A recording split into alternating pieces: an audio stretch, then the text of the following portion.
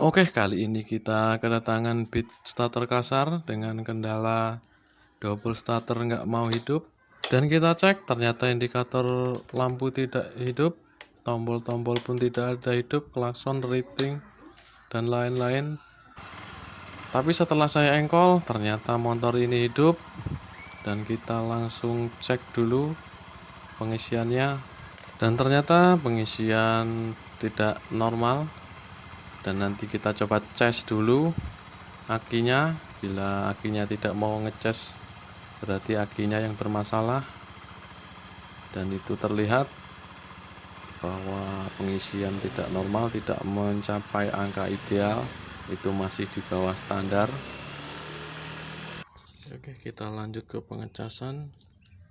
Bila nanti indikatornya ini berkedip, tandanya dia mengisi. Kalau nggak berkedip, berarti dia nggak ngisi. Coba kita colok.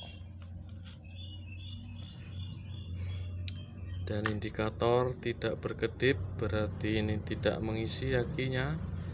Dan ini akinya fix yang rusak. Karena aki ini sudah berumur, ini ya kita ganti aja nantilah. Dan kita lanjut dengan pemasangan aki yang baru. Aki ini cukup bermerek. Dan tidak lupa untuk pemasangan kabel jangan sampai terbalik ya. Untuk yang positif yang ada merah-merahnya itu. Untuk yang negatif biasanya dia berwarna hitam. Lihat. Dan setelah itu kita coba. Dan akhirnya hidup, klakson hidup, rating hidup.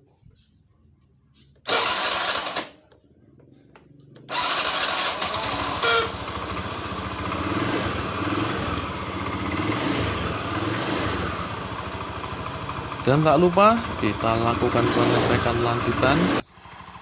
Kita cek lagi dengan aki yang baru berapa pengisiannya, supaya nanti benar-benar fix dan terselesaikan problemnya.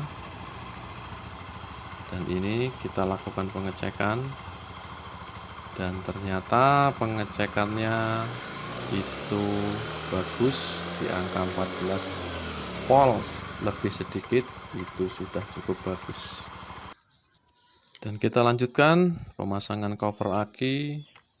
Tak lupa ada baut 2 biji, kita pasang. Dan nanti ada penutupnya, kita pasang juga.